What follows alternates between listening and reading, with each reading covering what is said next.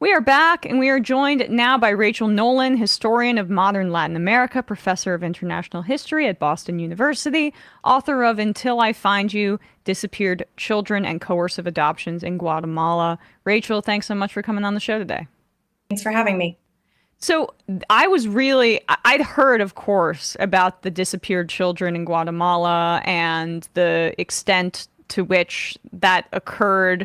I guess that part of it was really shocking to me in your book, how many children were taken and kidnapped in Guatemala. Um, I guess let's start at the beginning. When did this taking of children, financial compensation for children for adoptions begin in Guatemala? And I guess how many children are estimated to have been kind of coercively taken from their families?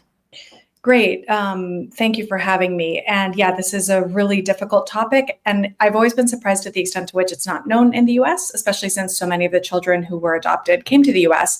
I want to be very clear from the beginning. There are many cases of forcible adoption, illegal adoption, kidnapping from Guatemala, but there are also many cases where it's unknown what the circumstances are or that were consensual. So I want to say that before saying there were 40,000 children adopted from Guatemala in the second half of the 20th century. So if you ask when it started, it was in the 1960s when the orphanage in Guatemala City opened an international adoption program. But people always want to know, even after reading my book, what percentage of these kids, what percentage of the 40,000 were stolen, kidnapped? And because so much of the paperwork was falsified, we actually don't know that. I've been studying this for 10 years and I don't have a straight answer. And when did there were two waves of adoptions you write about. When did the first wave take place and what was the political situation that led to this really sick system? So there were, as you say, there were two waves of adoption from Guatemala. The first that I'm sure you're discussing is to do with the 1980s genocide, which again, I'm surprised is not better known in the United States. There was a civil war in Guatemala from 1960 to 1996, a 36-year civil war. 200,000 people were killed, 200,000 people. It's the bloodiest conflict in the 20th century in the Americas. And it was considered courts in Guatemala found that genocidal acts had been committed in the 1980s against certain indigenous groups. So half of the population in Guatemala is indigenous, speaks one of 22 Mayan languages. They were targeted during the Civil War because the military dictatorships, which were backed by the United States, thought that they were particularly susceptible to communism or particularly susceptible to armed struggle, which in many cases was not true. So that's relatively well known. If people know about Guatemala, they may know about the Civil War. They may know about the 200,000 people who were killed. They may know about indigenous people who were targeted. What they tend not to know is the history of adoption that was part of that war. So 45,000 people were forcibly disappeared during the war. Of that group, 5,000 were children. And Truth Commission reports in Guatemala, along with my own research, have found that at least 500 of those kids were put up for international adoption. So those are kids who are forcibly separated from their families. Their details were falsified, and they were put up with families in Europe or in the US under false pretenses, essentially. And in many cases, the adoptive families had no idea about the provenance of those children. So that's one system that a very painful history that occurred during the Civil War in Guatemala, mostly in the 1980s. And the second wave that I think you're referring to is this for-profit adoption system that grew up after the end of the Civil War. Adoptions were partially privatized starting as early as 1977, but Guatemalan lawyers found that they could work directly with clients in the United States, not have judicial oversight for their adoptions. And so in this privatized system, they were charging up to 40,000 US dollars per adoption. It's an enormous amount of money in Guatemala.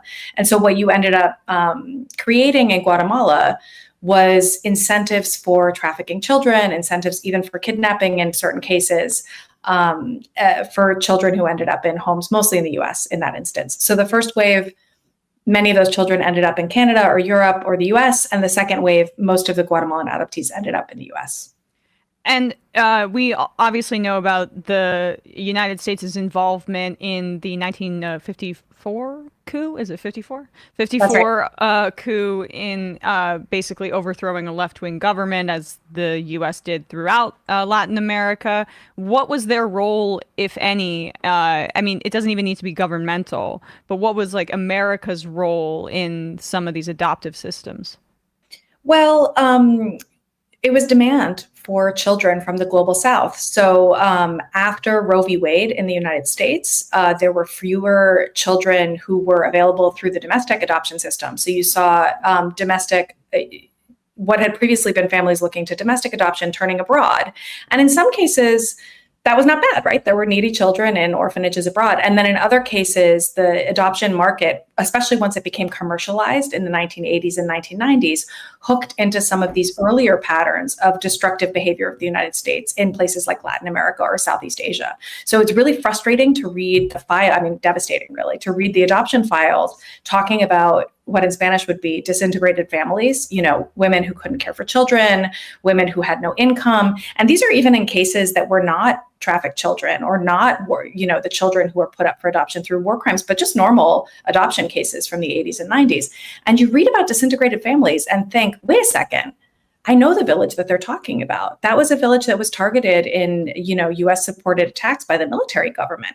What caused those families to disintegrate? And so many scholars and activists in Guatemala would point to 1954 as the kind of original sin moment in Central American history. The moment that the CIA overthrew a democratically elected government in Guatemala, and that was really devastating and helped push the country into this horrendous civil war. You talk about how the children that were taken and put up for adoption were mainly indigenous. How did the government, the right wing governments that followed the coup in 1954 kind of treat indigenous people? You mentioned the genocide, of course, but how did that wave of violence towards indigenous people kind of begin and fit with this stolen children saga? It's a great question. I mean, there are a lot of different ways of reading the history of forcible adoptions. When you're studying Guatemala, you have two patterns that come through really strongly. One is familiar from Argentina, right? Some people may be listening to this and think, disappeared children during a dirty war. Isn't that the history of Argentina, Chile in the 20th century? Also, Nazi Germany had a famous adoption program, Francoist Spain. They would be absolutely right? Part of this is the response of a totalitarian government to an armed insurgency. You take away children from families who are thought to be supportive of the insurgency, and you place them with so-called loyal or safe families. So that's one pattern you could read here. The other pattern is much older and has to do with anti-indigenous violence around the world. So someone else might be listening to this history and thinking, wait a second, taking indigenous— Sounds like America or Canada, right? I mean, that's what we did to our indigenous populations, right? Exactly. After the closure of boarding schools throughout the United States and Canada that had stolen effectively Native American children and First Nations children and placed them forcibly in these kind of white Christian environments, after the closure of those boarding schools, you saw enormous rates of foster and adoptions of Native children in the US and Canada. And, we might mention Australia or many other contexts as well. And in fact, some of the legislation in the 1970s in the US protecting Native children from out adoption to white families was a direct response from Native American groups who were activists against the theft of indigenous children. So someone, a kind of activist, might be listening to this history and thinking, wait, this is not the totalitarian pattern, it's the anti-indigenous violence pattern. And a horrific thing about Guatemalan history in the 1980s is it was the overlay of both patterns. It was both Cold War era violence and anti-indigenous violence, which is this kind of longer, broader wave. So the Guatemalan government at the time, which was led by non-indigenous Guatemalans who are called Ladinos in that country, was kind of drawing on both of those patterns of violence, playing into both. And the fact that Guatemala was the only country in the world to allow fully privatized adoptions. I mean, a lot of this sounds like Naomi Klein's shock doctrine too, right? Where there's this this vacuum left by the coup and the violence, and there are private interests that come in and capitalize on this, including private adoption agencies. What were some of those agencies? Were they religiously affiliated? And how did Guatemala allow for a system of full private adoption? It's a great comparison to Naomi Klein's work. And, I think people sometimes underestimate the extent to which these civil conflicts are what in Spanish you would call una piñata, like a way for different people to get money. You Right. shake the piñata and the money comes out. So there were land grabs in Guatemala. There were grabs of oil areas that belonged to indigenous people. A lot of people made money during the Guatemalan Civil War. Elite Guatemalans, non-indigenous people, foreigners, and foreign adoption agencies were just kind of one group that was getting in on that action, to put it in the crudest possible terms, with the twist that many of them really believed that they were doing something humanitarian. So there were some cynical actors. There's a lawyer named Susana Luarca who's currently in prison in Guatemala City, where I interviewed her, and she's in prison for the crime of trafficking children for adoptions. Okay, so there were people who were cynically just making money from this. But what's so different about the case of adoptions is that in the US, it's understood as charitable, right? It's understood as a good thing. And now I think that's changed somewhat with the news coming out, not just from Guatemala, but some of the evangelical groups that were taking children out of Haiti after the devastating earthquake there without proper paperwork, who said that they were doing charitable work, but they were effectively kidnapping children. So I think people in the US are getting more aware of the meaningful criticisms of adoptions. But Guatemala was an early case of privatization. As you say, there was no oversight for the private system. And some of the lawyers were acting in good faith and doing good paperwork. I've seen some notarial documents that were very well done, and others were there making money. And it was really a mix. So just to answer your question fully, there were evangelical Christian, Pentecostal Christian groups involved in adoptions to the United States. There were Catholic groups involved in adoptions to the United States. And there were secular groups involved. It was kind of everyone. Yeah, I mean, it really just also intersects with notions of white saviorism as well, right? Where they have stated well-meaning, but there's probably very little consideration for, say, the birth parents and the birth mother. Your book talks about some heartbreaking examples of what people went through. If you don't mind sharing one or two that's you'd like our audience to know about. Sure. I think, I am not part of what's called the adoption triad, the adoptive parents, the birth mother, and the adoptee. But for people who are, it's really striking that the narratives about adoption have been dominated by adoptive parents until in recent years, we've started to hear more from adoptees, people who were adopted writing memoirs, making documentary films, giving their side, and their perspective of what happened with adoption. The group we never hear from are birth parents because it's very difficult. People want privacy. I did not interview birth mothers for this project because I didn't think it would be ethical. However, because I read so many adoption files for this project, you do get the point of view of the birth mothers, however mediated it is through the social workers who are writing down what they said, or kind of miscommunications because many birth mothers spoke one of 22 Mayan languages. Perhaps their Spanish wasn't so great. And all of these documents were in Spanish. But even through that kind of screen where you don't quite know if what you're reading is accurate, you can discern, the reader of an adoption file can discern a lot of distress on the part of a lot of these birth mothers. And it was very difficult to read. So just to give one example, there was a case of a woman who was making under $1 a day selling tortillas in a square in downtown Guatemala City. And she was approached by what's called a jaladora, so women who were working with private lawyers to try to find children who might be adoptable. Because once there was a for-profit market for children, it wasn't enough to just be in touch with orphanages and see who really needed a home, but rather to find children, especially very young children, which was the preference in North America, who might be adoptable. So anyway, this birth mother was pregnant and was approached in a marketplace by a jaladora saying, could you really afford to raise that child? And the court records that I found about this case show that she was very conflicted, very tormented about this. Of course, she didn't have enough money to raise her child the way that she wanted to. So eventually she relinquished the child.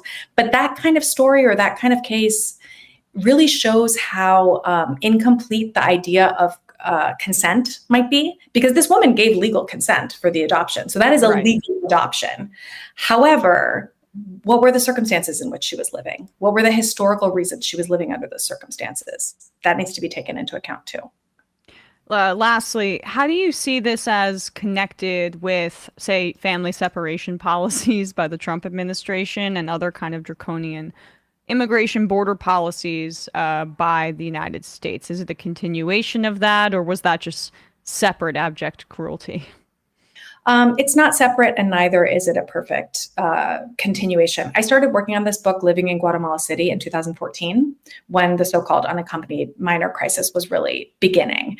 And so the parallels were very much in my mind the entire time that I was doing this research. And I was shocked to find that Laura Ingraham, the Fox News host, who is herself the mother of an adopted child from Guatemala, said during the family separation crisis under Trump that Americans were not putting our hearts out there for children in the right way. That was the quote. And what she meant by that was children should be separated and then put up for adoption with US families. And the Associated Press has also found in extensive reporting that some children of parents who are deported have gone into the US foster system and have even been put up for adoption without the parents' consent. So these are ongoing stories. It's just important to note that family separation didn't end under Trump, and many migrants in the US experience ongoing massive levels of deportation, including under Biden, as effective family separation. Because if you're just deporting a parent and not a child, what happens then? Well, then they're working in the slaughterhouse, and I mean, that's a whole different avenue we could go down. But it's I want to give the flowers to Hannah Dreier for her recently Pulitzer Prize winning reporting on this. She's done excellent reporting on Central American children who are working on terrible conditions in the US. And this will be a story, of course, we're monitoring here on the show, as we have been throughout. Rachel Nolan, the book is called Until I Find You, Disappeared Children and Coercive Adoptions in Guatemala. Thank you so much for your time today. We'll put a link to your book in the description wherever people are listening to or watching this. Thanks so much. Thank you for having me.